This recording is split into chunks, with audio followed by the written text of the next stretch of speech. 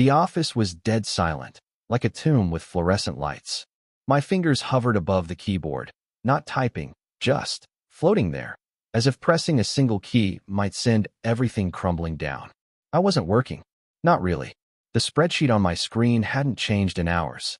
Numbers blurred together like the promises I used to believe. Stable, predictable, comforting lies that used to mean something. It was nearly 9:30 p.m. The hum of the air conditioning buzzed like static in my skull, drowning out even my own thoughts. Everyone else had gone home hours ago. Hell, the cleaning crew had come and gone. But I stayed, like I always did now, pretending I had work to finish, when all I was really doing was avoiding that house. That fucking house. Empty, cold, and soaked in betrayal. My name is Evan, 37, senior financial analyst. Married. Or at least, I used to be. The ring on my finger was still there, but lately it felt like it was burning my skin. Like a reminder. Like a joke. I hadn't slept in our bed in over a week. I couldn't. Not after finding out what had happened in it. Where she'd been. Where she'd let him be. And so now I lived in this office. In the numbers. In the silence. A man trying not to drown in grief and rage. I didn't hear her heels until they stopped behind me. You planning to sleep here again, Evan? I turned, slowly. The voice belonged to Diane, my boss. She stood just outside the pale cone of light from my desk lamp, a folder clutched in one hand, a to-go coffee in the other. Her blazer was off, sleeves rolled up, like she hadn't expected to stay this late either. Her eyes scanned the screen, then landed on me, soft, curious, and just a little concerned. Couldn't sleep, I said. My voice cracked, dry from hours of not using it. She stepped closer. That spreadsheet's from last quarter. You finished it weeks ago. Busted. I sighed, rubbing my temples. Guess I needed something to look at. Diane didn't respond right away. She just nodded slightly, then set the coffee cup down beside me. It was still warm. Vanilla latte, my usual. She remembered. Of course she did. She always remembered. You've been here late every night this week. And last week. I figured I'd stop pretending not to notice. She leaned her hip against the edge of my desk, folding her arms, her blouse pulling just slightly across her chest. She wasn't trying to be provocative, not overtly, but Diane had a way of owning a room even when she wasn't trying. She was sharp, beautiful, unapologetically confident, and for the first time in days, I actually felt present, aware of another human being. Rough patch? She asked gently. I couldn't help the bitter smile. That's one way to put it. Diane nodded. You want to talk about it? I shook my head, though part of me wanted nothing more than to spill everything. But that was the thing with grief. It made you both crave connection and fear it. I didn't want pity. I didn't want comfort. I just didn't want to go home. I'm fine, I lied. She raised an eyebrow. You're lying. I chuckled, and it felt unnatural, like my face wasn't used to smiling anymore. Come on, she said. Let's go. I blinked. Go. She held up the folder. I was going to take these home to review, but I could use a fresh perspective. Let's hit the conference room. Order some takeout. Call it a brainstorming session. Diane. No excuses, she said, already turning toward the hallway. You're not doing anyone any good burning yourself out like this. Come on, Evan. You need to talk. Or eat. Or just not sit here staring at spreadsheets like a ghost. I hesitated, then stood, my legs stiff from sitting too long. As I followed her down the hallway, a strange flutter hit my chest. Not attraction, not yet. Not even hope. Just movement. Like the first breath after being underwater for too long. The conference room was empty, its glass walls overlooking the glowing skyline. Diane flicked on the lights and set her files on the sleek wooden table. She moved around with easy confidence, pulling out chairs, already reaching for her phone. Thai or Chinese? She asked, looking up. Thai. She nodded. Good choice. You're officially in charge of picking the dishes. I sat down across from her. The room was big enough to make two people feel far apart. But something in her energy made it feel smaller. Safer. She handed me the menu from her phone, our fingers brushing, just briefly. Nothing intentional. But still, it lingered. As I scrolled, I glanced up. Diane was watching me, but not the way a boss watches an employee. More like a woman studying a man. Noticing the bags under my eyes. The way I tapped my thumb against the table. The way my wedding ring sat crooked on my hand. Thanks, I said quietly. For what? For not asking too many questions. She smiled, and it wasn't the tight, professional smile she wore in meetings. This one was softer. Real. I'll ask them later. We both laughed, and it echoed off the glass walls, startling in its sincerity. Maybe this was what healing looked like. Not forgiveness. Not even clarity. Just moments. Small moments when the pain loosened its grip long enough for you to breathe. Diane stepped out to place the order, leaving me alone with the city lights. I looked at my reflection in the glass, tired, haunted, older than I remembered being. But still here. Still breathing. I didn't know it then, but tonight was going to be the first of many turning points. And it all started with an empty desk, and someone who finally saw me sitting there. The conference room was still, hushed, like it was holding its breath. The low hum of traffic from the street below drifted in through the windows, mingling with the muted clatter of Diane's heels as she walked back and carrying 2 bottles of mineral water. She placed one in front of me, the other at her seat, then sat down across from me and opened the folder she'd brought. For a moment, we did what we were supposed to do. She talked about a new portfolio projection, flipping through charts, using her pen to tap against trend lines and revenue forecasts. I nodded, made the right noises, asked 1 or 2 half-hearted questions. But we both knew this wasn't about numbers. Her eyes kept flicking to mine, searching for something. Pain, maybe. Or recognition. I couldn't tell. You really haven't said much, she said after a while, setting her pen down and folding her hands. And don't say it's because you're tired. You've been tired for weeks. I'm fine, I said. It came out flat. Practiced. Bullshit, she said, too gently for it to sting. She leaned forward slightly. Evan, you don't have to tell me everything. But I've been through a version of what you're going through. Maybe not exactly, but enough to know that silence can drown you if you sit in it long enough. That got my attention.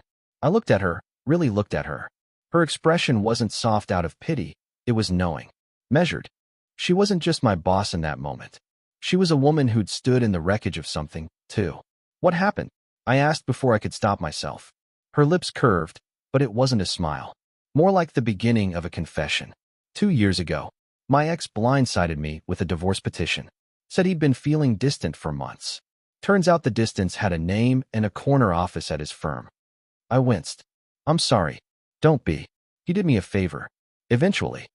There was a quiet pause between us, heavy but not uncomfortable.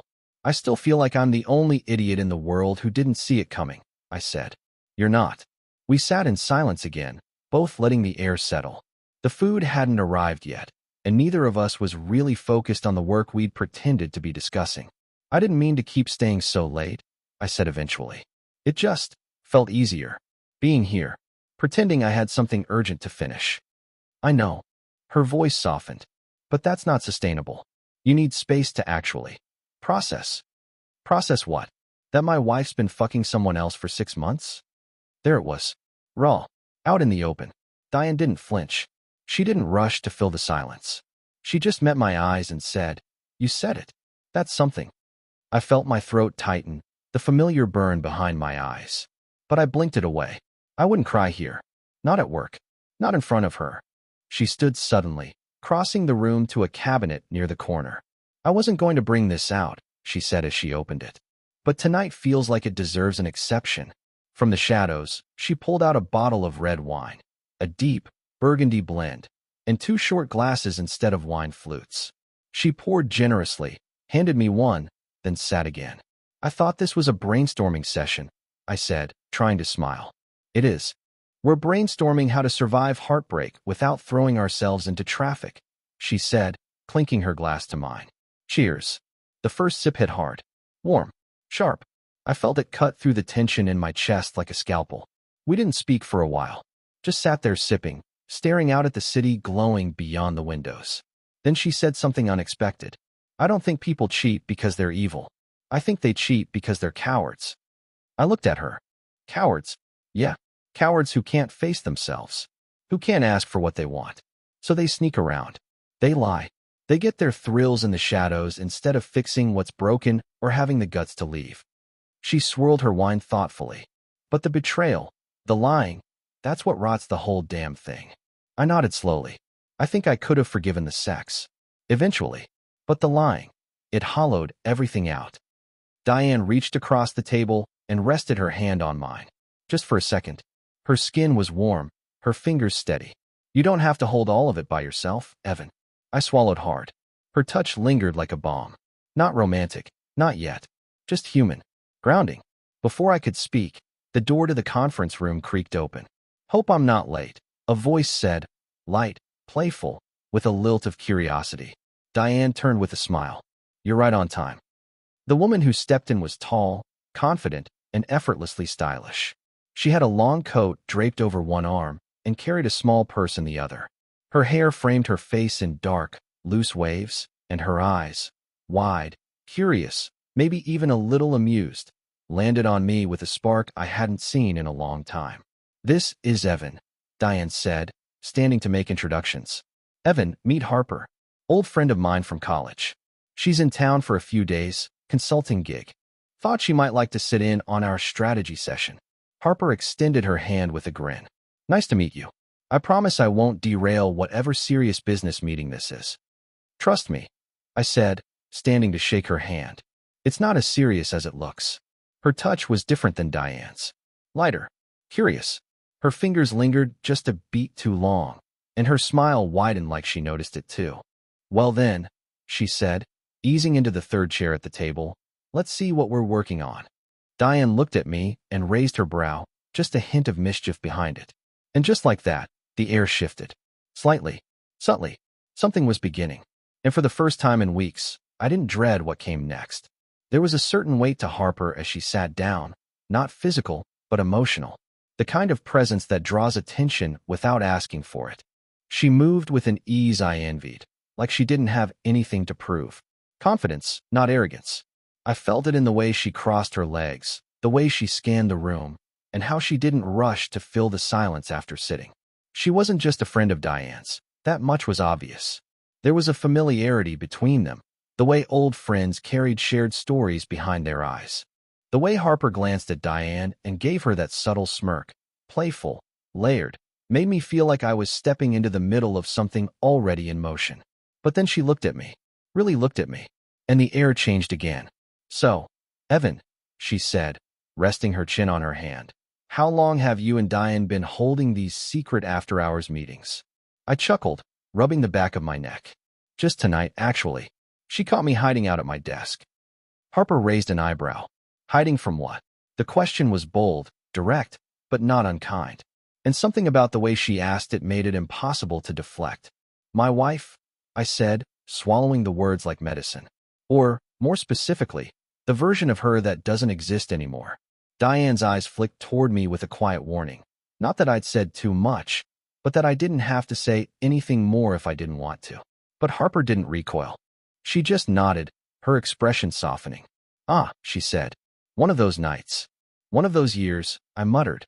The tension didn't build like I expected it to.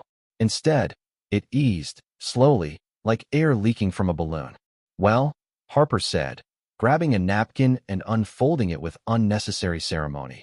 I may be emotionally useless, but I'm excellent with takeout. She pulled a white carton closer to her and took a bite, letting out a soft, approving sound. Diane watched her with a grin, and I caught it, that flicker between them. Maybe it was nothing. Maybe not. So what's your role in all this?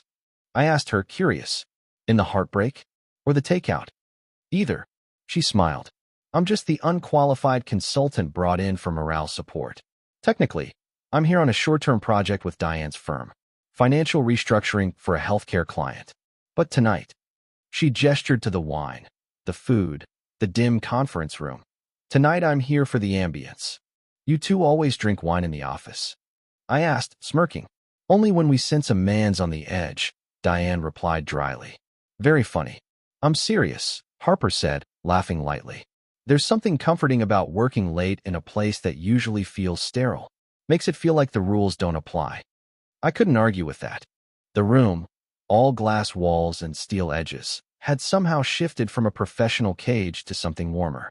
More human. Maybe it was the food. Maybe the wine. Or maybe the company. Diane leaned back in her chair, glass in hand. You should have seen Harper during her last visit. She got half the accounting department drunk off one bottle of whiskey during a holiday all-nighter. Correction, Harper said, holding up a finger. It was 2 bottles. The three of us laughed, and the sound surprised me. I hadn't realized how long it had been since I'd laughed like that. Not the forced kind you use to get through awkward dinners, but the real kind, the kind that nudges something open inside your chest. As we picked through the food, the conversation drifted, from work stories to travel disasters, even a few ridiculous dating anecdotes. Diane told a story about being trapped in an Uber pool with a guy who tried to pitch her a cryptocurrency startup. Harper one-upped her with a tale about accidentally sexting her building manager instead of her date. The laughter that followed was loud, unapologetic, and when it died down, there was a moment, a pause, where all three of us just looked at each other and felt it, the quiet relief of connection. Harper refilled her glass, then looked at me again, this time more thoughtfully. "You seem careful," she said. "Like every word you say has been rehearsed." I hesitated. "That obvious?" "Only because I used to do the same thing," she said. "After my divorce, I felt like every conversation was a tightrope. Say too much, I sound bitter. Say too little, I sound broken." "Exactly," I said, exhaling. "I don't know how to talk about it without sounding like I'm falling apart. But if I don't talk about it, I feel like I'm suffocating." Diane reached out, resting her hand over mine again. This time she didn't pull away so quickly. "You're not falling apart," she said. "You're just still standing in the rubble." And Harper, warm, confident, eyes steady, looked at me like someone who'd walked through fire and made it out the other side. "We've all had to stand there," she said. "You don't have to climb out alone." The words settled around me like a blanket. Not heavy, not too soft, just enough to make me feel, for the first time in weeks, that maybe I wasn't going crazy. That maybe grief wasn't something to be hidden away. For a moment, I just sat back and watched them. Diane, the composed one who had found a strange way of anchoring me tonight, and Harper, the disarming stranger who already felt like something more. The way they looked at me wasn't judgmental. It wasn't even sympathetic. It was attentive, curious, a kind of intimate observation I hadn't felt in years. The third chair that Harper had pulled in was more than a seat at the table. It was an opening, and somewhere, beneath the pain and confusion and rawness, something stirred. Not lust, not yet, but anticipation. The scent of stir-fried garlic and soy sauce lingered in the air, warm and grounding. We'd managed to turn the polished glass table of the conference room into a makeshift dining table, scattered with open cartons and half-empty wine glasses. Chopsticks lay crossed on napkins like little fallen swords. The room no longer felt like a workplace. It felt like some strange in-between world, cut off from time. I had loosened my tie. Diane had kicked off her heels. Harper sat cross-legged in her chair, her knee brushing against the underside of the table now and then, sending tiny little jolts through the wood and through me. "You never told us," Harper said, gesturing toward me with her chopsticks, "what it was. The moment you knew." I paused mid-bite. "You mean when I found out?" She nodded. "There's always a moment." I set my chopsticks down slowly, letting my gaze fall to the carton of drunken noodles in front of me. I hadn't planned to talk about this. Not tonight. Not with them. But somehow the space we'd built, this soft little bubble of honesty and laughter, made it feel okay. Safe. "I found a receipt," I said, "from a hotel about 30 minutes from our place. Tucked in her jacket pocket." She was careless. Or maybe she wanted me to find it. Harper tilted her head.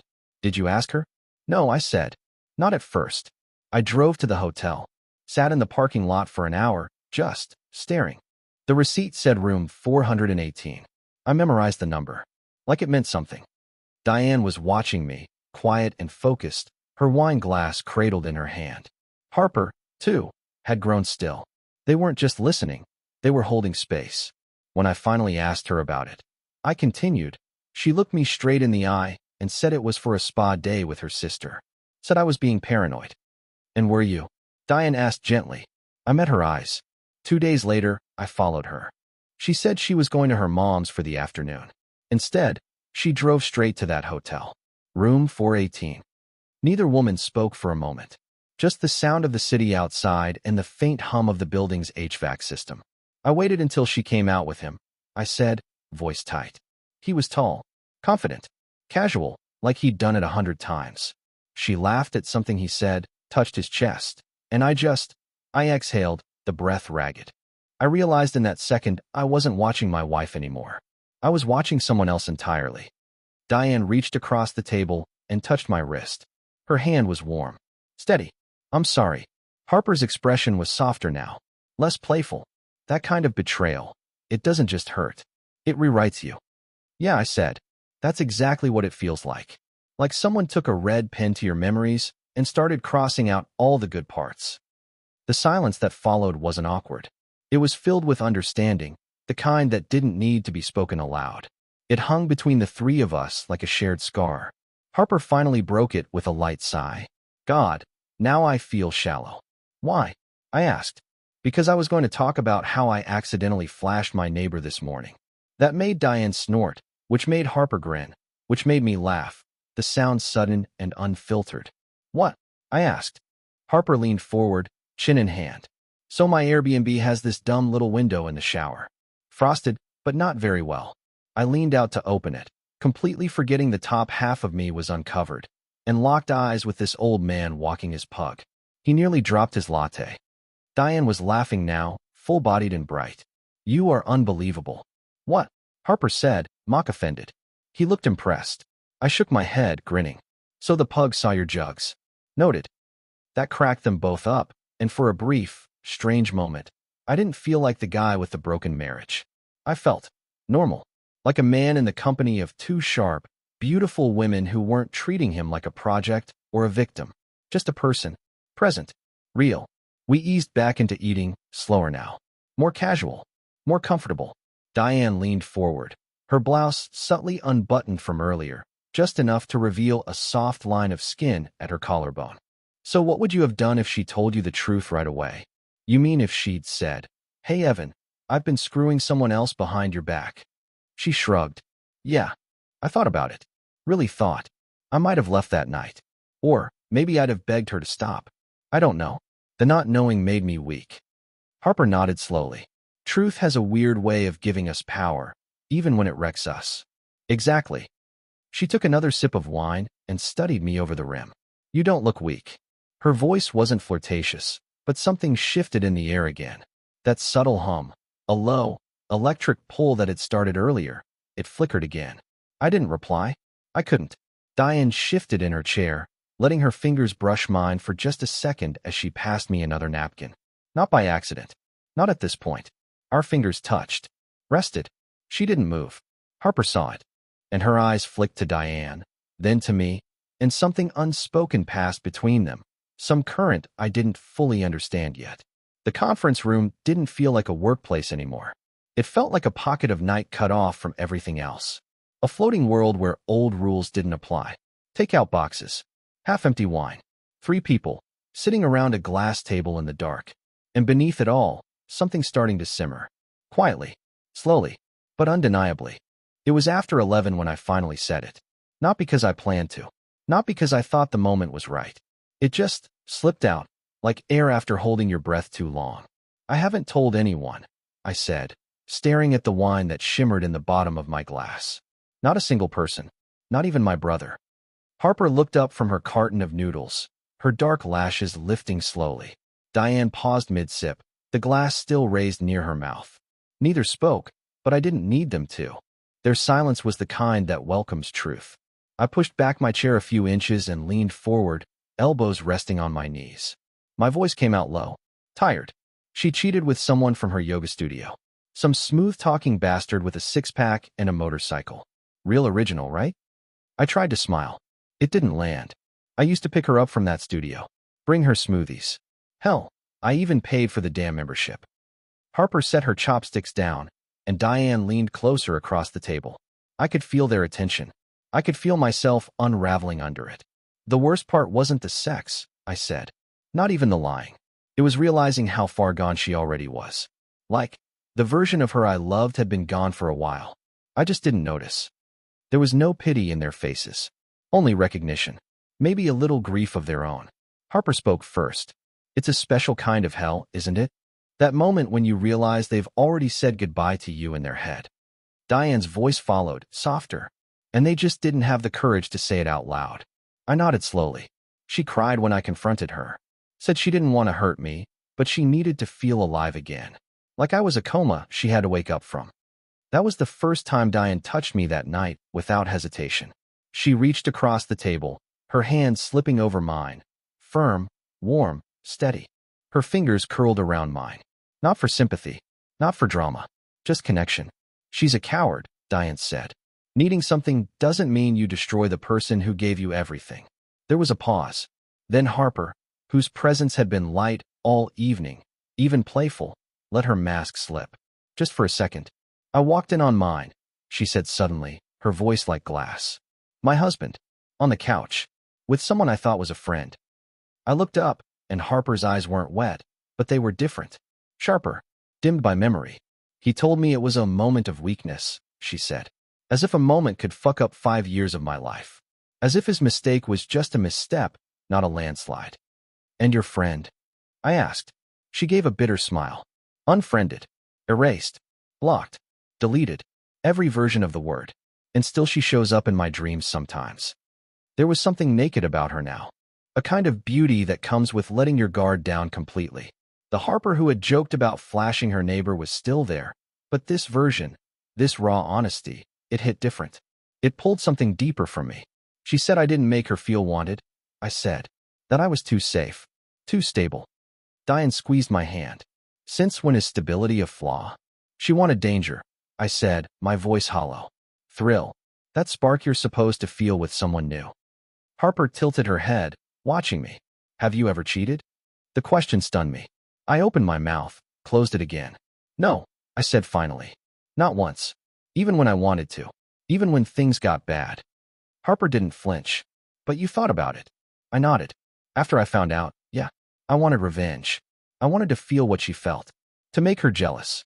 Make her hurt. And? Diane asked. I looked between them. I couldn't go through with it. It just felt empty. The silence that followed wasn't cold. It was thick. Charged. Harper leaned back in her chair, her fingers lightly brushing the rim of her wine glass. So what now? You just let it sit there? The betrayal, the rage, the sadness, just simmering under your skin? No, I said. I'm done simmering. I'm done pretending I'm okay. Tonight was the first time I didn't feel like I was walking around in a corpse of a life. Diane's eyes softened. You're not dead, Evan. You're healing. That's messy. It doesn't follow a script. There was a beat. Then Harper stood. She didn't say anything, just walked around the table, slow and measured, until she stood behind me. Her hands rested lightly on my shoulders, and I felt her thumbs press down. A quiet, grounding touch, the kind that said I see you more than words ever could. I didn't move. I couldn't. Diane stood too, walking around the other side. She crouched in front of me, resting her palm on my knee, looking up at me with steady calm. You don't have to carry all of it alone anymore, she said. Harper leaned down slightly, her breath brushing my neck. And you don't have to punish yourself for being the one who stayed loyal. Their closeness was overwhelming. Not sexual. Not yet. Just human. Intimate in a way that stripped me bare without touching my skin. I looked at Diane, then at Harper. I'm scared, I admitted. I'm scared that if I let myself feel everything, I'll break. You won't, Diane whispered. Or if you do, Harper added, we'll be here to help pick up the pieces. The air was heavy with warmth, with tension, with something electric building beneath the surface. Their hands stayed where they were, on my body, on my heart, and I let them. For the first time in months, I didn't feel like a ghost. I felt wanted, seen, held. You'd think a room like that would stay heavy after a moment like that, weighted down by confessions, by pain, by the kind of closeness that comes after secrets are dragged into the open. But something strange happened. We started to laugh. Not immediately, but softly, slowly, like our bodies remembered how, even if our hearts were still catching up. It began with Harper. She was still behind me, her hands on my shoulders, when she said, I swear, if we were in a movie, this is where someone would walk in with a clipboard and fire all three of us. Diane snorted. Or HR would crawl through the vents like the SWAT team. I chuckled, the sound hoarse but real. You two make a surprisingly good therapy team. Harper leaned closer to my ear. We charge by the hour. First session's free, but there's a surcharge for tears. And a bonus for breakthroughs, Diane added, standing up and stretching her arms above her head.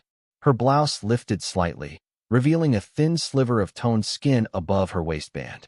I shouldn't have noticed it, but I did. Every detail, every subtle shift in the atmosphere. The tension didn't vanish, it just changed shape. It softened. Diane walked over to the corner of the room and hit the light switch, leaving only the glow from the city bleeding through the glass walls. The room bathed in gold and blue hues, distant street lamps, glowing signs, a plane blinking in the sky. "There," she said, sliding off her blazer and tossing it over the back of a chair. "Much better. Mood lighting." Harper gave a little theatrical sigh. "Finally. Now it feels like we're in the good part of the Netflix show. No more monologues. Just wine and questionable decisions." That made all three of us laugh again, and this time it stuck. Harper poured another round. The wine was hitting now, not in the way that dulled pain, but in the way that made your limbs loose and your mouth a little braver. We moved around the table like we weren't co-workers anymore, like we weren't strangers a few hours ago. The formality had eroded. The night had smoothed it down. At some point, I ended up on the floor, leaning against the wall with a cushion stolen from one of the office chairs. Diane joined me, her knees drawn up, her hair falling over her shoulder in loose strands that caught the ambient light. Harper stayed perched up at the table, one leg tucked beneath her, sipping slowly, watching us with that same amused glint she'd carried all night. "I was once ghosted by a guy during sex," Harper said suddenly. Diane nearly choked on her drink. "Wait, during?" Harper nodded solemnly. "Dead serious. We were in bed, mid-activity, and his phone buzzed. He checked it, got up, said he needed to take the call, and just didn't come back." Diane laughed so hard she doubled forward, covering her mouth. "What did you do?" "I laid there for like 5 minutes thinking he was taking a dramatic shit or something. Eventually I got dressed and let myself out." I grinned. "Please tell me you texted him." "Oh, I did," Harper said proudly. "If your soul left your body, please text back. If not, I'm keeping the shirt." Diane wiped her eyes. "Tell me you kept the shirt." "Absolutely. It was a great fit." We couldn't stop laughing after that. Story after story poured out. Diane's horrific Tinder date who brought a puppet to dinner, my failed attempt to impress my ex by cooking and nearly setting the kitchen on fire, Harper's confession that she once faked an accent for an entire date just to see if she could pull it off. Every laugh peeled away a layer. Every moment of joy was like a cleansing fire, burning away some of the grief clinging to my ribs. It was almost scary, how good it felt to laugh with them, to not think about what waited for me at home, or what used to wait for me. That house, that silence, that bed. Here, I didn't feel like I was mourning. I felt like I was existing, maybe even healing. At one point, Harper slid off the table and came to sit beside me, her leg brushing against mine, her body radiating warmth. She leaned her head back against the wall and sighed. "You know what no one tells you?" she said softly. "That heartbreak comes with a weird kind of clarity. Like you see people more clearly. Yourself, too." I looked at her. "And what do you see right now?" She didn't look away. "I see someone who still cares too much, who hasn't learned how to be selfish yet." I swallowed. "And that's a bad thing?" "No," she said, "but it makes you easy to break." Diane turned her head to me, her voice quieter than before. "You're allowed to want something for yourself, Evan, even if it's just one night without pain." The way she said it made my chest tighten, not from sadness, from awareness that something in this room, in them, was starting to crack open the part of me I thought I'd buried. "You two are dangerous," I murmured. Harper smirked. "You say that like it's a bad thing." Diane leaned closer. "It's only dangerous if you run from it." There was a pause. Then Harper said, voice barely above a whisper, "What if, just for tonight, none of us ran?" And there it was. That shift. The laughter faded into silence again, but this time it was loaded. Not heavy, not painful, but thick, buzzing, expectant. We didn't touch. Not yet. But the space between us was charged now. The kind of quiet that hums with possibilities. For the first time in weeks, I didn't feel broken. I felt seen, desired, included. And something inside me, something that had been dormant for far too long, stirred. Not out of revenge. Not out of desperation. Out of hunger. Not just for sex. Not just for touch. But for the reminder that I was still alive. I don't remember when the air changed. Maybe it was Harper's voice, low, velvet soft in the dark. Maybe it was Diane's eyes, watching me like she was memorizing something she hadn't known she'd want to keep. Or maybe it was something simpler, quieter, like the way silence began to feel more intimate than anything else we could have said. The laughter had faded. The jokes were done. All that was left was three people sitting too close in a room that no longer felt like work. Harper shifted beside me, her shoulder brushing mine. Not by accident. It lingered, stayed, the fabric of her sleeve warm against my arm. She didn't move. Neither did I. Diane hadn't said much in the last few minutes, but I could feel her presence like gravity. She was on my other side now, curled into the corner of the floor with her legs tucked beneath her, glass cradled in both hands. Her hair had loosened completely, cascading down in thick waves. She wasn't the version of her I knew from boardrooms and quarterly reports. She was softer, less composed, but no less powerful. And then it happened.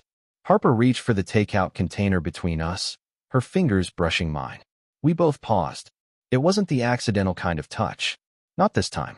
Her hand didn't jerk away. Mine didn't either. Her skin was warm, her fingers light but steady, a deliberate slide that barely grazed the back of my knuckles. A flicker of static passed between us, sharp and precise. She took the container, her eyes catching mine for just a second too long. Her smile was small, a little crooked, a little dangerous. She knew. Diane shifted closer. I could hear the soft drag of fabric as her knee touched mine. This wasn't coincidence. This was movement. Subtle, gradual, but unmistakable. Something was unfolding. Quietly, Diane leaned her head against the wall, her gaze following the city lights beyond the glass. "You ever think about how easy it is to become invisible?" she asked. I turned to her. "What do you mean?"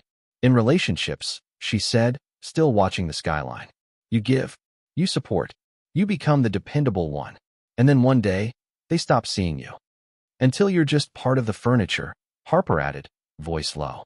"I think," Diane said, finally looking at me, "people forget how to touch someone like they mean it." That landed heavier than anything else that night. Touch. Real, intentional, human touch. The kind that didn't just say "I want you," but "I see you." Her eyes didn't leave mine as she set her glass aside and slowly reached out, her fingertips brushing the side of my jaw. Light. Testing. Her nails grazed my skin, and I forgot how to breathe. "Is this okay?" she asked, just above a whisper. I nodded. My voice wouldn't come. My body was already answering for me. Harper watched, her lips parted slightly. She didn't interrupt, didn't flinch.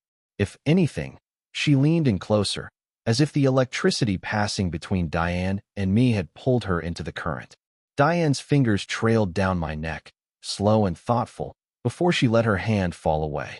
But the absence of her touch only made the space between us tighter. Harper tilted her head. "You ever miss being touched just because?" I looked at her. "Every day." She nodded, like she'd known the answer. Then, carefully, she reached for my hand and slid her fingers between mine. Not rushed, not performative, just presence. I stared down at our hands, hers delicate but confident, and then up at her. The city lights made her eyes glow gold at the edges. "I'm not trying to fix you," she said. "I just don't want you to feel forgotten anymore." Diane shifted again, moving closer so that her knee pressed against my thigh, and her hand came to rest on my other arm. Her voice, when it came, was soft and deliberate. "You deserve to be touched without having to earn it." Something in me cracked. Not loudly, not painfully, just opened. They weren't seducing me. Not exactly. They were seeing me. I'd spent months buried under betrayal, under shame, under questions I couldn't stop asking myself. Was I enough? Was I blind? Did I fail her somehow? But now I was between two women who hadn't judged me, who had offered laughter, warmth, wine, and silence in equal measure. And now, touch. Not hungry, not demanding, just lingering. Their closeness was disarming and electric. Harper's thumb moved against my palm in slow, idle circles. Diane's fingers drew lazy lines against my sleeve. Their gestures were light, but they landed heavy. And somewhere in the spaces between those touches, between the quiet and the city lights, the weight I'd been carrying didn't feel so impossible anymore. I wasn't healed. Not yet. But I wasn't invisible. Not tonight. The air between us shimmered with something unsaid. Something delicate. Something poised on the edge of becoming. The office, the spreadsheets, the deadlines, the weight of routine had all fallen away. What remained was this room, and the warmth of two women who were rewriting the night into something more than survival. I didn't know what would happen next, but I knew I didn't want the night to end. It was almost midnight when the last echo of footsteps faded outside the glass walls. The janitorial staff had gone. No more distant hum of vacuums. No muffled conversations in the hall. The building, once humming with fluorescent energy, now rested in stillness. And still, none of us moved to leave. Harper stood slowly, stretching, her silhouette backlit by the city's glow. She walked to the door of the conference room and rested her hand on the handle. For a moment, I thought she might be about to leave. Instead, she turned the lock. The soft click echoed through the silence. Deliberate, unapologetic. She looked over her shoulder at us, one brow slightly raised, her voice quiet but clear. I don't want this to be interrupted. The way she said this didn't need clarification. Diane met my gaze. She didn't speak. She didn't need to. There was understanding in her expression. Permission. Maybe even agreement. We were past the point of pretending this was a work night.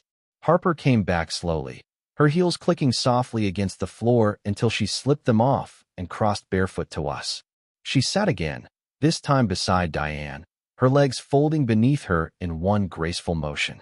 The air had changed again. No longer warm and playful. No longer filled with confession and comfort. Now it buzzed. The kind of tension that makes your skin hypersensitive, like even the air brushing over you might be too much. Or not enough. Diane's voice broke the silence first. I used to dream of nights like this, she said, more to herself than to us. Nights that just stopped time, where I didn't have to think about who I was supposed to be. Harper leaned into her slightly, her head resting on Diane's shoulder in a casual, affectionate gesture. It wasn't theatrical. It was soft, familiar, but it made my pulse skip just the same. You mean, Harper said, you used to dream about being locked in a glass box with a man caught between heartbreak and curiosity? Diane smiled. Exactly that. They both looked at me, and I could feel it. That heat just under the surface. Not just desire, but something else. Something stranger. Permission wrapped in invitation. Harper leaned forward slightly, her voice quiet. Do you want us to stop? The question hung there, heavier than I expected. Not because I wanted to say yes, but because it was the first time in a long time someone had asked me what I wanted, and meant it. I shook my head. No. Harper didn't smile. She just nodded. And then her hand, slow, deliberate, reached for my thigh. Not possessive, not greedy. Just there, a grounding touch that burned through the fabric of my pants. Her fingers curved slightly, like she was testing the weight of the moment. Diane, still close, brushed her hand along my arm, the same path she'd traced earlier. But this time, her touch stayed. She slid closer, her knees touching mine, her breath warming my cheek. Between them, I was anchored. Breathing was harder now. Harper's voice came again. We can stop anytime. I don't want to, I said. I expected nerves. Hesitation. Maybe guilt. But all I felt was need. Not just physical. Not just about sex or skin. But to be wanted. To be chosen. To be touched not out of obligation. Not out of history or habit. But because someone desired me. And here they were. Two women. Both smart. Both beautiful. Both powerful in completely different ways. And for reasons I didn't fully understand, they were here. With me. For me. Diane leaned in closer. Her lips brushed my jaw, soft and slow. Just a breath, a whisper of a kiss that didn't ask for anything. Just offered. My eyes closed. Harper shifted closer too, her hand still resting on my thigh. I could feel her watching me, feel her curiosity laced with something more primal. And then her voice, breathier this time, asked something so simple, it took my breath away. When's the last time someone made you feel good without asking for anything back? I opened my eyes. Their faces were close. Inches away. The light from the windows painted their skin in amber shadows. Their expressions weren't hungry, weren't urgent. They were present. They were here. I don't know, I said. Maybe never. Diane kissed me then. It wasn't rushed.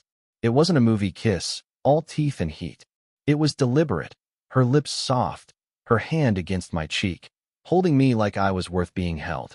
My hand moved instinctively to her hip, and she leaned into it, her body molding to mine with ease.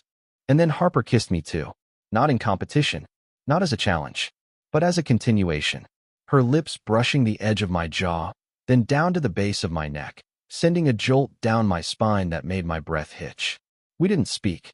There were no lines to recite, no roles to play, just motion, just touch. Three people in a locked room, suspended in a moment that didn't belong to the past or the future, only the now. The walls around us were glass, but it didn't matter. We were hidden in plain sight. And for once, I didn't feel broken. I felt alive. I don't know when I stopped thinking. Somewhere between Diane's lips pressing into mine and Harper's fingers tracing down the side of my neck, the noise inside my head finally quieted. Not numbed, not blocked out, just silenced. Replaced by sensation, breath, warmth, presence. The wine had slowed us, not dulled us. Everything felt heightened. Every glance, every brush of skin, every soft exhale in the low light seemed deliberate, like our bodies had picked up where words no longer could. I leaned back against the glass wall, and Harper slid beside me, her thigh draping over mine like it belonged there. Diane was in front of me now, on her knees, her hand resting lightly against my chest. Not in a rush, not a demand, just a constant pulse reminding me that I was being seen. Wanted. This okay? Diane asked again, her voice barely above a breath. I nodded, and her lips brushed mine, slower this time. Like a promise. The wine on her tongue was sweet. The kiss tasted like the truth no one says out loud. You are allowed to feel good again. Harper's hand moved lower, tracing slow, curious lines along the inside of my thigh, her body close enough that I could feel the warmth of her breath at my neck. She wasn't rushing. She wasn't teasing. She was exploring. Her touch was more like a question than a seduction. The answer was in my breath, the way it hitched when Diane's fingers slid into my hair, in the way my body leaned into theirs like it had always been waiting for this. The lights of the city lit the room in shifting hues, golden street lamps, red tail lights, blue flickers from signs across the way. It was like being inside a slow-burning fire, each shadow licking the glass around us. I missed this, Harper murmured against my ear. This? I managed. This feeling, she said. Being wanted. Being touched like it means something. I understood. More than I could explain. It wasn't just sex we were hovering near. It was something deeper, some mix of grief and healing and hunger for something real. Something that made you feel like your skin belonged to you again. Like your body wasn't just the shell of someone else gave up on. Diane's hand slid under my shirt, lifting it over my head, and Harper helped pull it the rest of the way off. They weren't rough. They weren't shy either. Their touch was reverent, curious, almost like they were rediscovering something I didn't even realize I'd lost, the right to be touched, to be admired, to be desired. God, Harper whispered as her palms spread over my chest. She really didn't see you, did she? I didn't answer. My mouth was on Diane's again, her tongue slow and seeking, her fingers tracing the curve of my shoulder with a tenderness I hadn't felt in years. Harper leaned in beside us, her lips brushing against the line of my jaw, then my throat, her breath hot, her mouth just open enough to make my heart pound harder. The room was silent except for the soft sounds of contact, breath against skin, lips parting, hands sliding against fabric and flesh. And then Diane said it, so softly I almost missed it. You're not just filling a void, Evan. I opened my eyes. She was watching me. We want you, she said. Not what's left of you. You. Harper nodded, her hand slipping lower, slow, her lips ghosting the corner of my mouth as she whispered, You don't need to earn it. Just take it. I wasn't prepared for how much that would hit me, because one had always come with conditions. My marriage had been full of qualifications, negotiations. She wanted me until I was too tired, until I was too quiet, until I wasn't exciting enough anymore. But here, in this room, with these two women, want had no disclaimers. Their hands didn't hesitate. Harper shifted, straddling my lap slowly, her body close enough that I could feel every inch of her through her clothes. Diane's fingers traced my lower back, and her lips brushed across my collarbone, slow, sensual, but never rushed. They didn't tear at me. They unwrapped me, layer by layer. They guided me back to my body, back to a place where touch wasn't negotiation, it was connection. Harper's breath hitched as I pulled her closer, my hands sliding along her waist, feeling the way she moved against me with a rhythm that wasn't just about lust. It was about comfort, familiarity, like our bodies were remembering something ancient. Diane leaned in, her hands brushing Harper's hip, and for a second, their eyes met over me. A glance full of history, understanding, and something unspoken. There was something between them too. I could feel it. Maybe not a relationship. Maybe not a romance. But a knowing. A closeness that had been there before tonight, and was deepening by the second. And somehow, I wasn't outside of it. I was part of it. A man who had once been betrayed, now held by two women who weren't trying to fix him, only feel him.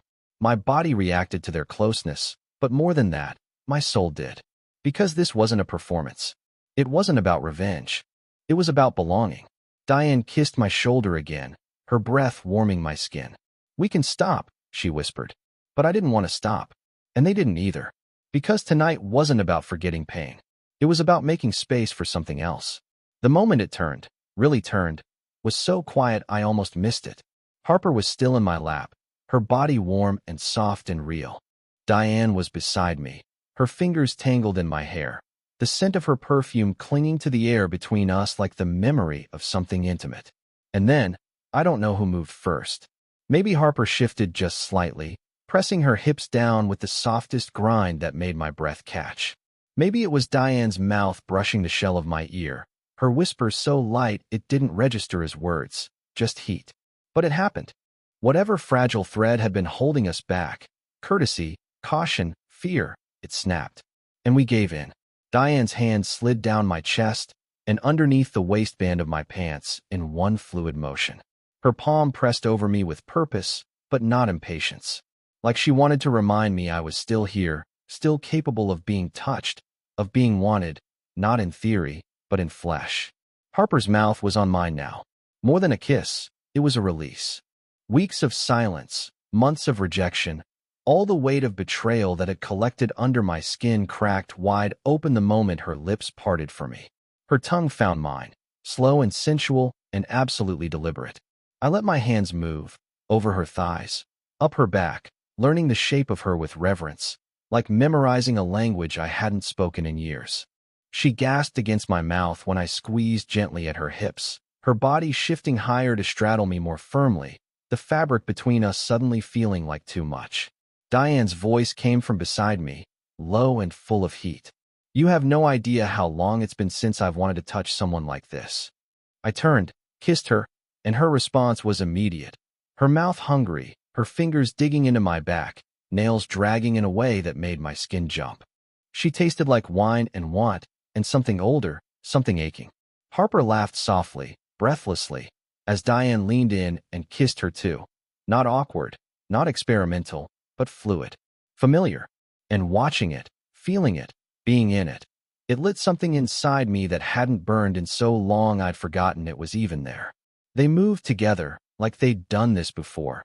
Maybe not with each other, maybe not in this exact way, but the trust between them was real. Tangible. Harper reached across me and undid the top few buttons of Diane's blouse, her fingers brushing the bare skin beneath. Diane's breath hitched, just the smallest sound, but it made my heart hammer. She looked at me while Harper slid the fabric aside. "You okay?" I nodded. Couldn't speak. My mouth was dry, and my body was fire. Harper's voice was silk. "You can touch us too, Evan. You don't have to hold back." So I didn't. I let my hand trace along Diane's side, her shirt half open now, revealing the soft swell of her breast beneath black lace. She arched into my palm, and Harper's body rocked against mine with quiet need. The conference room, this sterile, corporate box, had become a sanctuary, a confessional, a place of absolution, where touch replaced guilt and pleasure replaced shame. Diane's bra came undone beneath my fingers, and her breath caught in my ear as Harper kissed down my throat, her hands slipping under my waistband to join Diane's. My back arched off the wall. They touched me, together, and I forgot who I'd been before this moment.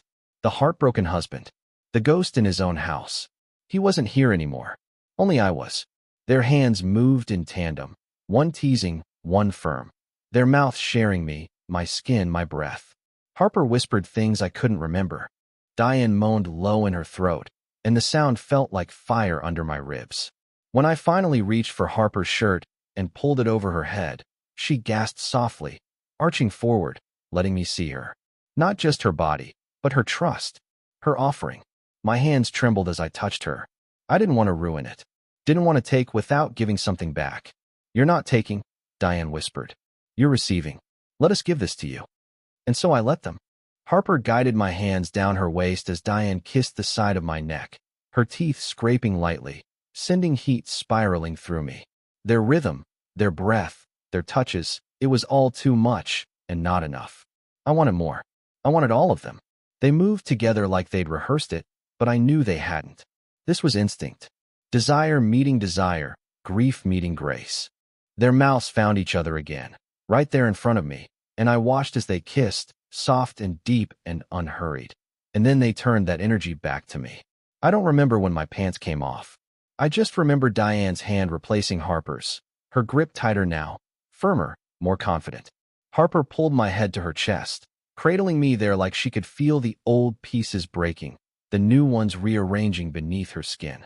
I moaned into her, my body trembling, every nerve awake.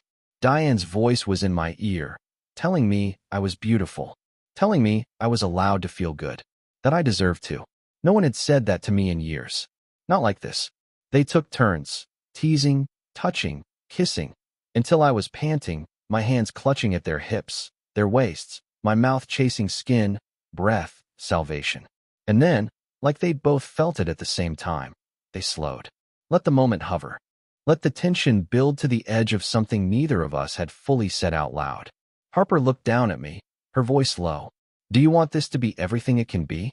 I nodded, and she smiled. Then let go. The first thing I noticed was the light. Not the buzzing overhead fluorescents. They'd stayed off all night, but the soft, creeping blue-gray of dawn filtering through the glass walls. The city outside had changed, its neon buzz dimmed to a tired glow. Office towers stood in quiet reverence, their windows like blank eyes reflecting a world just beginning to stir. Inside the conference room, it was still. The air was warm with breath, with the remnants of something unspoken but deeply felt. Our bodies were tangled loosely, half-draped in discarded clothes, surrounded by the chaotic aftermath of a night that felt impossible. Takeout containers pushed to the side, pillows askew, a single wine glass tipped over on the table, red bleeding into a stack of reports. Harper stirred first. She was curled under my arm, one leg thrown over mine, her cheek resting against my chest. Her hair was a wild halo, dark and soft and smelling faintly of wine and skin.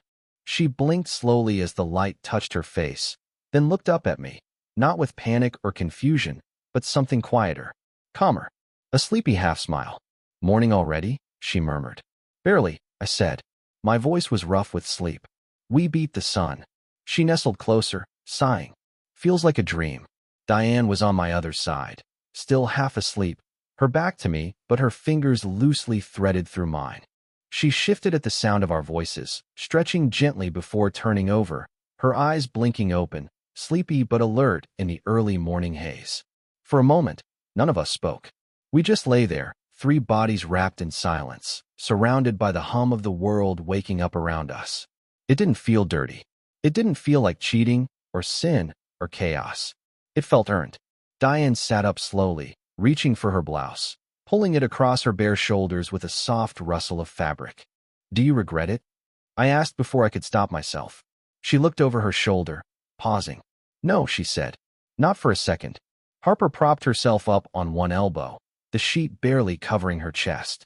Wouldn't take it back if you paid me. I let out a slow breath. I don't know what to do with all this. Diane smiled softly.